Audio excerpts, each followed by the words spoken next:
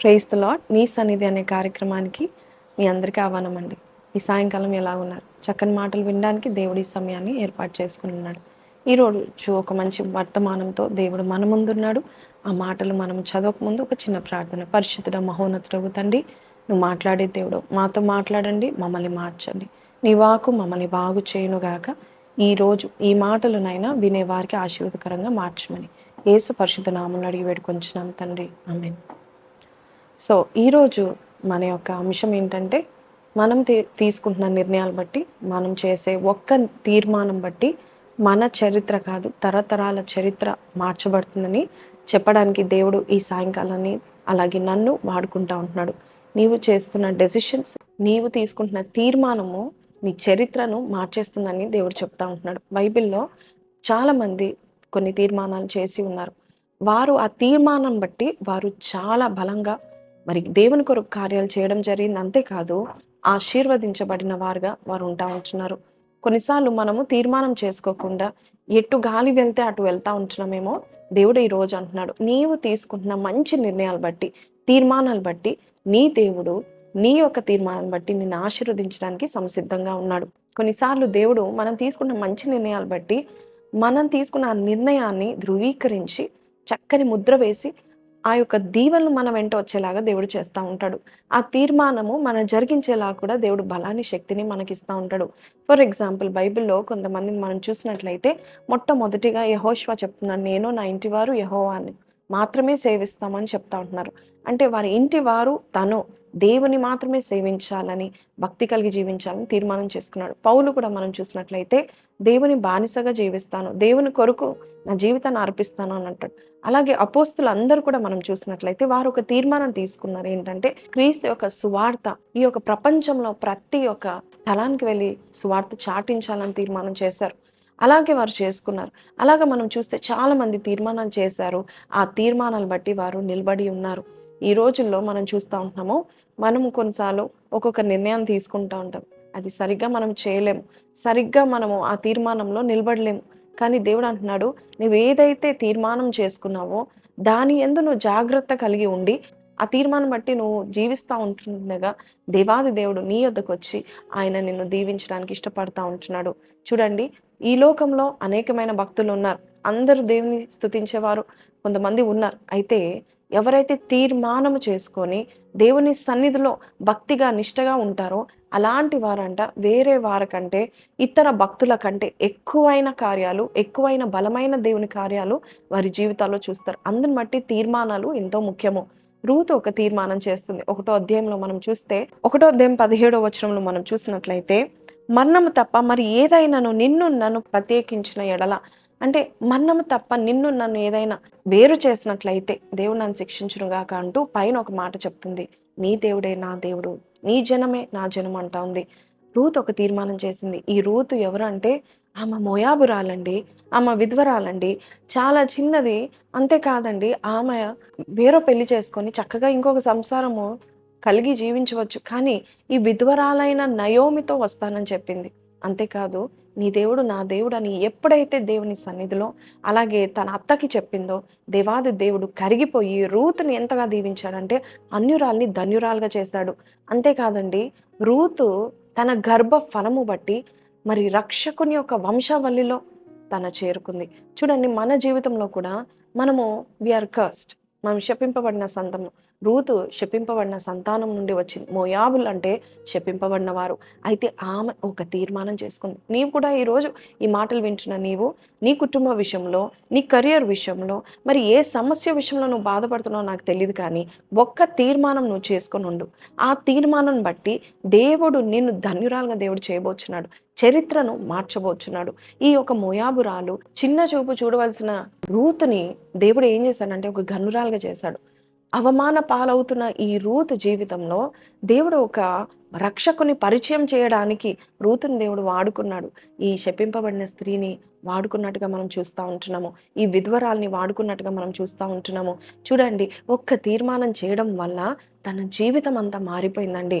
చూడండి, ఆమె నిష్టగా, అంతేకాదు దేవుని కొరకు, తన అత్త కొరకు మరి కష్టపడి దేవుని కొరకు తన యొక్క విగ్రహాలు, తన యొక్క దేవతలు, తన ఊర్లో ఉన్న కుల దైవాలన్నీ వదిలిపెట్టి దేవుని సన్నిధికి రావడానికి ఇష్టపడింది. బెత్లెహేంలో ఉండడానికి ఇష్టపడింది. ఈరోజు నీవు కూడా దేవుని సన్నిధికి వచ్చి ఉన్నావేమో, ఆయన మందిరాన్ని నువ్వు ప్రేమిస్తున్నావేమో, ఆ దావీదు వలె నువ్వు చెప్తున్నావేమో, అయ్యా ఆ బలిపీఠం చుట్టూ ఆ పిచ్చుకలు చూడండి ఎంత బాగున్నాయి, నాకు అలాంటి స్థలం లేదే అని ఎప్పుడు చూసినా దావీదు వలె దేవుని సన్నిధిని ప్రేమించేవాడుగా, దేవుని సన్నిధి ప్రేమించే దానిగా నువ్వు ఉన్నావేమో.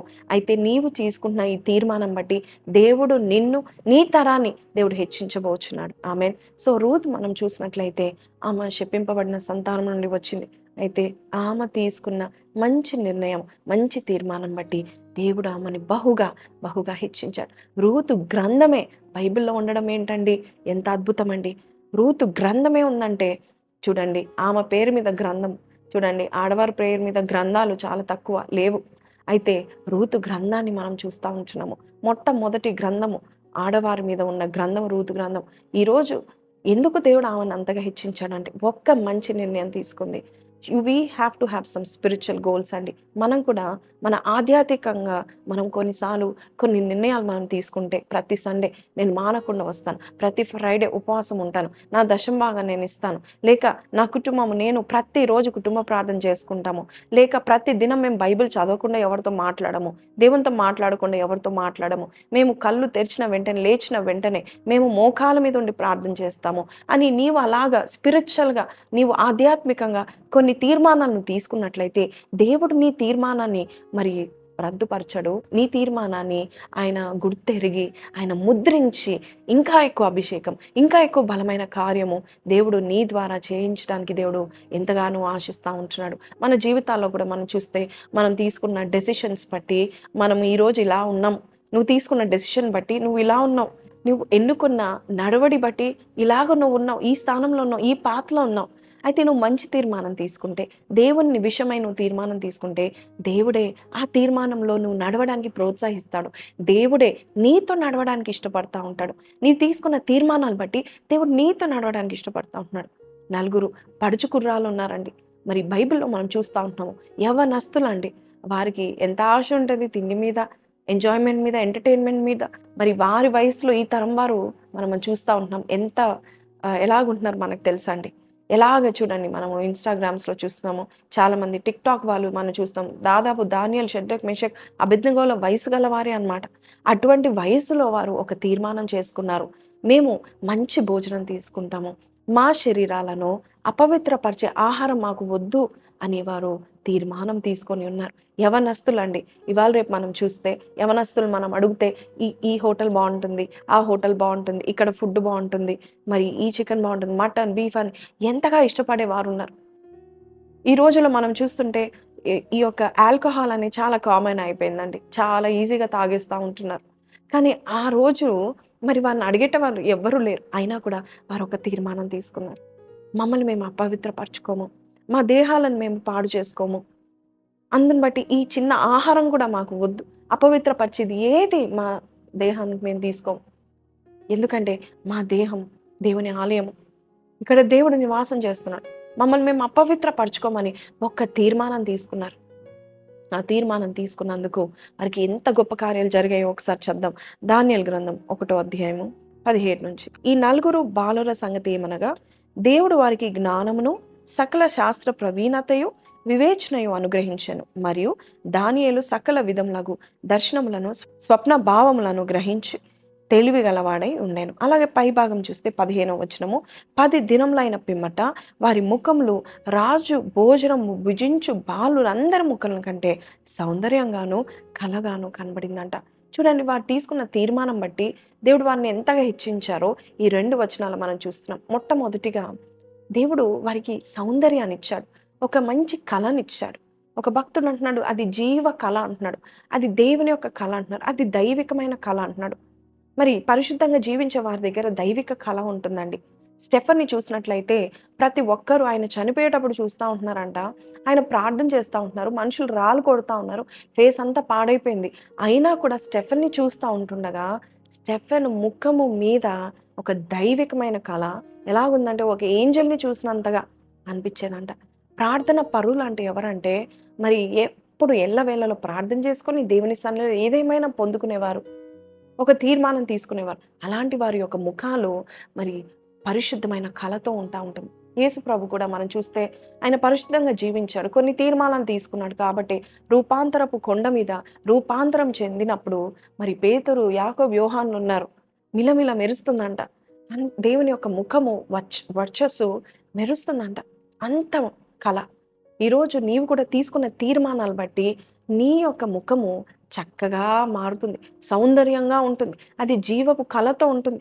ఈ లోకపు స్టాండర్డ్‌లో సౌందర్యం అంటే అన్ని షేప్స్ అని, అదని, ఇదని, ఇదని అంత స్టాండర్డ్స్ పెడతా ఉంటారు. అలా కాదు. నీ మొఖం చూసిన ప్రతి ఒక్కరు కూడా నీ మీద దయ కలిగేటట్టుగా దేవుడు చేస్తాడు. మరి ఎస్తేరు కాలంలో కూడా మనం చూస్తా ఉంటున్నాము. ఎస్తేరుతో పాటు అనేకమైన మరి అందమైన స్త్రీలున్నారు. కానీ ఎస్తేరు ఒక్కతే ప్రత్యేకరింపబడింది. ఎస్తేరు ఒక్కటే చాలా కళగా ఉందని అంటా ఉన్నారు. అంటే is she the most beautiful person in the whole wide world అంటే కాదు. ఆమె దగ్గర ఒకలాంటి జీవపు కళ ఉంది.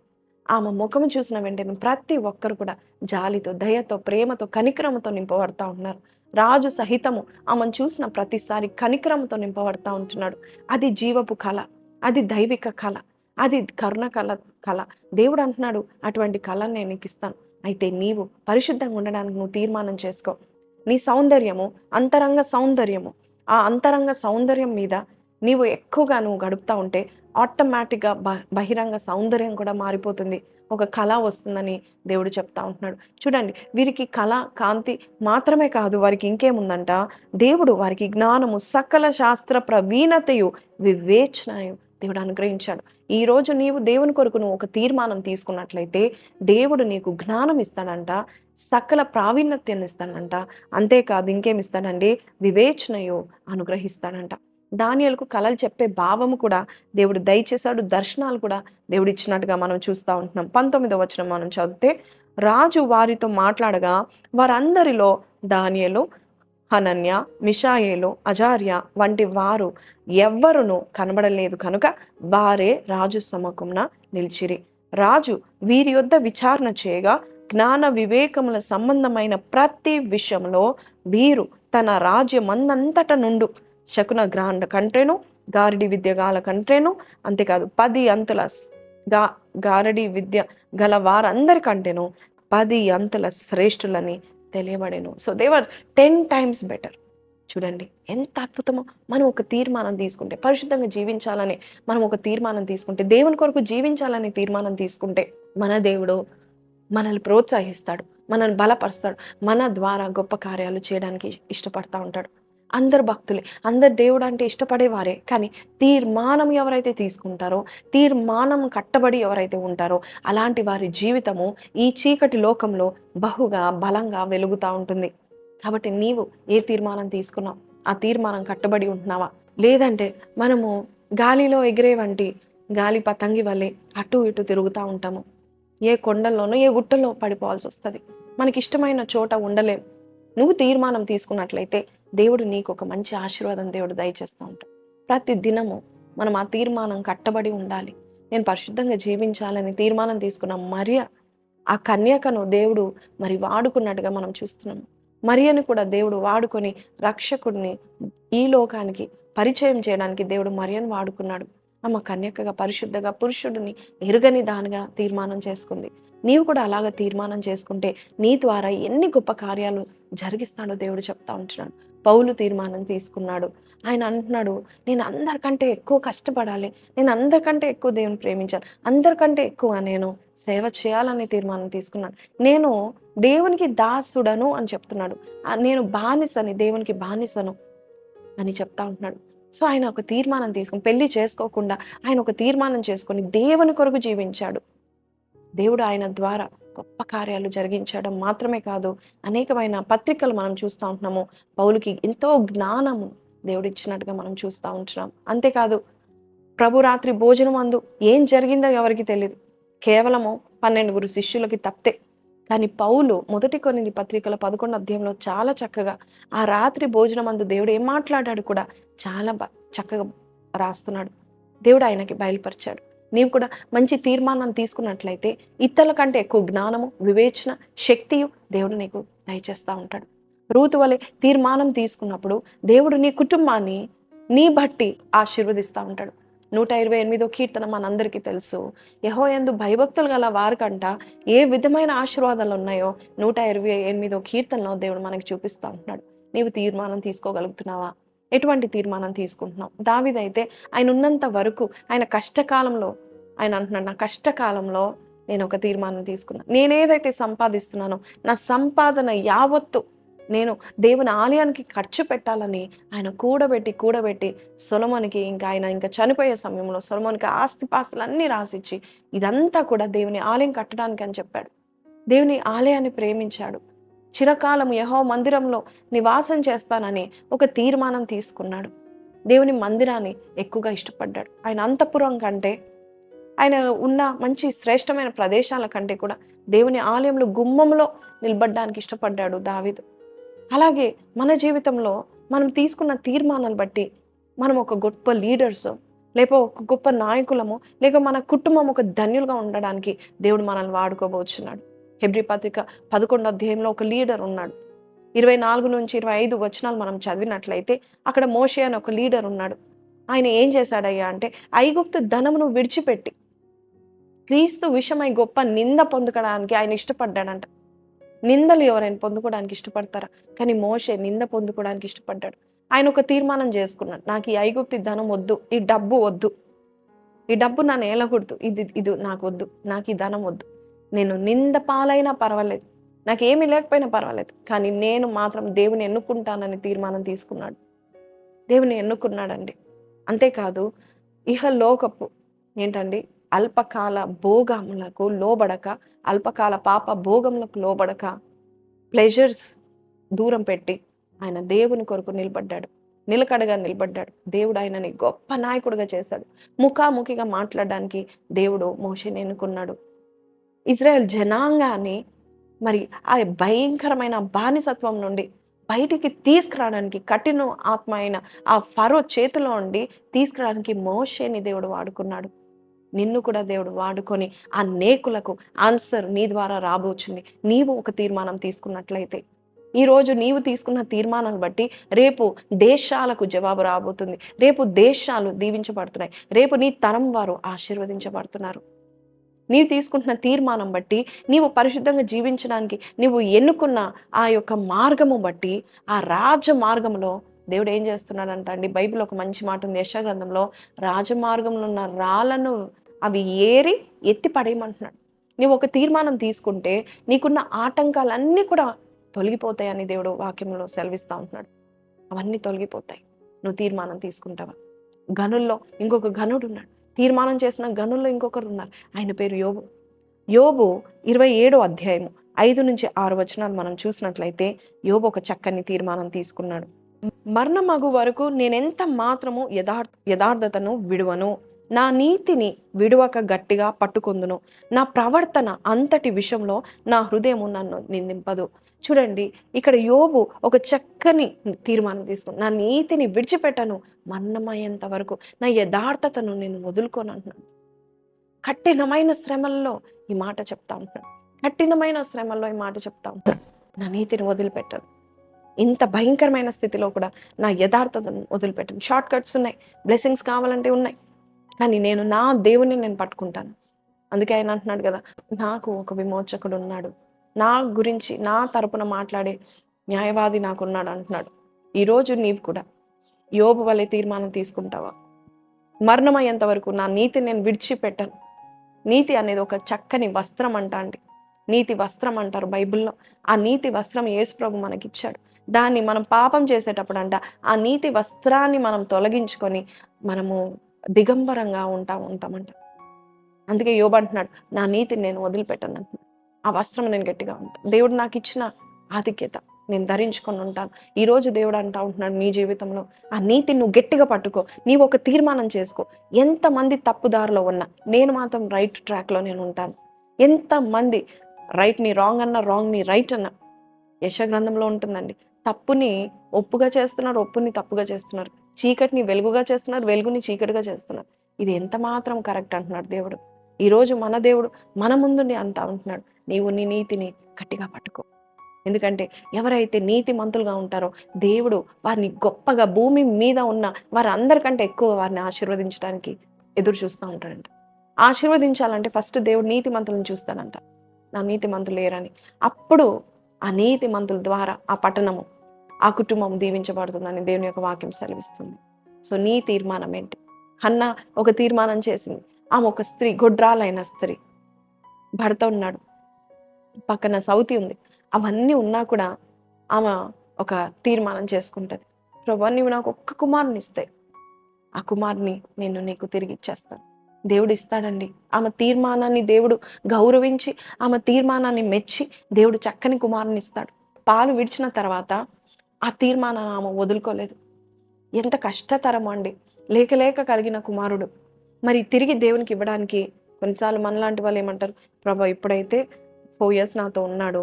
ఇంకొక 6 ఏళ్ళు నాతో ఉంటే 10 ఏళ్లలో నేను ఇస్తానంటారు. కానీ అలా చేయలేదామె.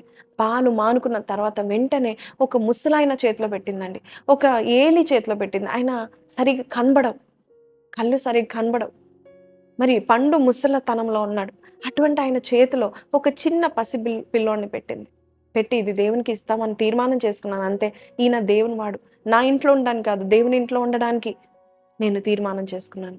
చూడండి, ఆమె చేసిన తీర్మానం బట్టి సమూయేలు అనే ప్రవక్త, సమూయేలు అనే న్యాయాధిపతి, సమూయేలు అనే అభిషేకింపబడిన వ్యక్తిని మనం చూస్తా ఉంటున్నాము. రాజులను అభిషేకించారండి. సమూయేలు జీవిత కాలమంతా మనం చూసినట్లయితే ఆయన అండి, ఏ మాట అయితే చెప్పాడో ఆ మాట దేవుడు గౌరవించాడంట సమూయేలు విషయంలో. మరి సమూయేలు అంత గొప్ప వ్యక్తిని ఈ లోకానికి, దావీదు లాంటి వారిని అభిషేకించడానికి, అంత గొప్ప వ్యక్తిని దేవుడు వాడుకోవడానికి ఒక తల్లి ఒక తీర్మానం, నీవు చేస్తున్న తీర్మానం నీ బిడ్డలకు ఎంత ఆశీర్వాదకరంగా ఉంటుంది. నువ్వు నీతిగా జీవించాలని నీవు ఒప్పందం చేసుకుని, నువ్వు మొక్కుబడి చేసుకున్నది నువ్వు తీర్మానం చేసుకో. దావీదు కూడా తీర్మానం చేసుకున్నాడు. నేను రాజు అయిన తర్వాత నేను అన్నీ మర్చిపోను. నేను 7 సార్లు ఇంకా దేవుని స్తుతిస్తాను. దానియేలు ఒక తీర్మానం చేసుకున్నాడు. నేను ముమ్మారు ప్రార్థన చేస్తానని తీర్మానం చేసుకున్నాడు. ఇటువంటి సమయంలో మరి ఆయన కష్టకాలం కూడా వచ్చింది. నువ్వు ప్రార్థన చేస్తే చంపేస్తామనే శాసనం కూడా విడుదలైంది. అయినా కూడా నువ్వు చంపినా సరే నేను దేవుని ప్రార్థన మానుకోనని చెప్పి, మనకైతే మనము సాకులు వెతుకుతా ఉంటాం కదండీ. అయ్యా ప్రభా, నేనైతే తీర్మానం చేశాను. కానీ ఇదిగో సిట్యుయేషన్ ఇలా ఉంది. మన తీర్మానం చేసిన తర్వాత కొన్నిసార్లు దేవుడు టెస్ట్ చేయడానికి కొన్ని అవకాశాలు ఇస్తా ఉంటాడు. ఆ టెస్టింగ్ పీరియడ్‌లో ఆ తీర్మానము నెగ్గితే కనుక నీకు విపరీతమైన ఆశీర్వాదాలను, ప్రమోషన్స్ దేవుడు దయచేస్తా ఉంటాడు. మరి దానియేలు నెగ్గాడు. అది తెలిసి కూడా శాసనం ఉందని తెలిసి కూడా ముమ్మారు పై గదికెళ్ళి దేవునికి ప్రార్థన చేసి వస్తా ఉన్నాడు. రాత్రి వేళ తెలుసు సింహపు బోన్లో వేస్తారని తెలుసు, అయినా చేశాడు. ఆ తీర్మానాన్ని మాత్రము ఆయన రద్దుపరచుకోలేదు. ఆయన చేశాడు. దేవుడు వచ్చాడు. అంతేకాదు, రాజులు సహితం తెలుసుకున్నారు దానియేలు ఒక దేవుడు, గొప్ప దేవుడని, సింహాల నోర్లను మూయించే దేవుడని. నీవు చేసుకున్న తీర్మానం బట్టి దేవుడు గొప్ప కార్యాలు చేస్తాడు. నేను ఒక్కటే అద్భుతం చెప్తానండి, ఆ తర్వాత ముగిస్తాను. మోషే తీసుకున్న తీర్మానం బట్టి ఒక గొప్ప కార్యము మోషే తన కళ్ళతో చూశాడు. 10 తెగుళ్ళు అవన్నీ చూశాడు, 10 అద్భుతాలు చూశాడు, బానే ఉంది. కానీ ఎర్ర సముద్రం దగ్గర ఒక అద్భుతం చూశాడు.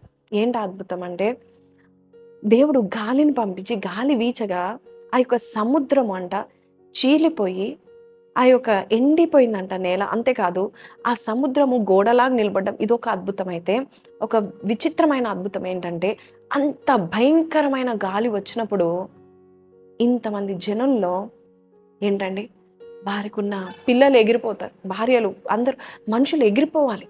అటువంటి గాలి వచ్చింది. అటువంటి గాలి రాత్రంతా వీచినప్పుడు ఏ మనిషి ఎగిరిపోలేదు. ఏ మనిషి పాడైపోలేదు. ఏ మనిషి చూడండి, ఒక చిన్న గాలి వచ్చేయంగానే, సుడిగాలి వచ్చేయంగానే ఎలాగ మనుషులు ఆ చెట్లని ఇదాన్ని పట్టుకొని వారు ఎంతమంది గాలిలో కొట్టుకొని పోతా ఉంటారు గాలితో.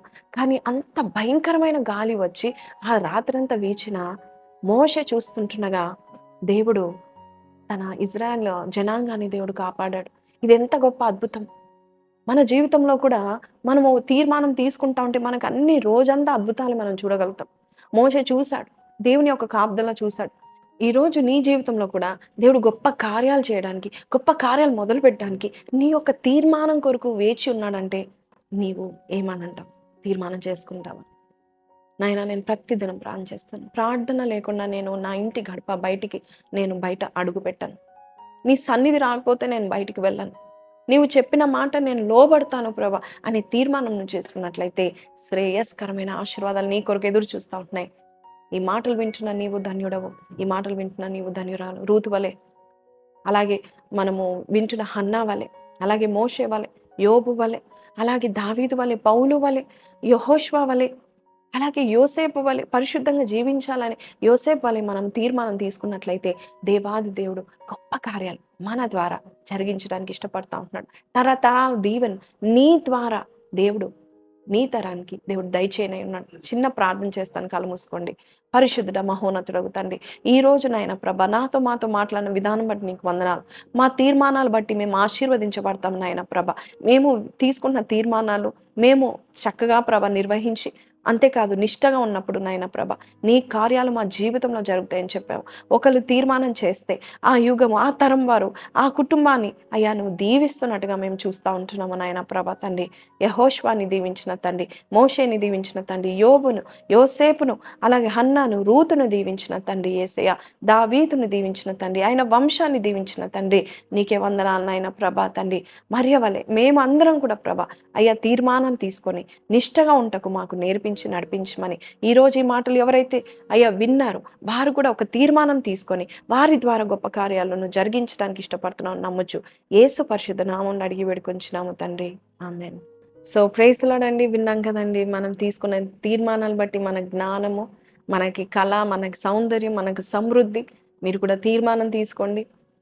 మరి తప్పిపోయిన కుమారుడు కూడా మరి కరువులో మరి పొట్టు తినేటప్పుడు ఒక తీర్మానం తీసుకుని నేను నా తండ్రి ఇంటికి వెళ్తానని, సమృద్ధి అంతా కోల్పోయిన తర్వాత తండ్రి ఇంటికి వెళ్తానని తీర్మానం తీసుకోవడం బట్టి తిరిగి సమృద్ధిలోకి వచ్చాడు. కాబట్టి మీరు కూడా ఒక తీర్మానం తీసుకొని దేవుని కొరకు మీరు జీవించండి.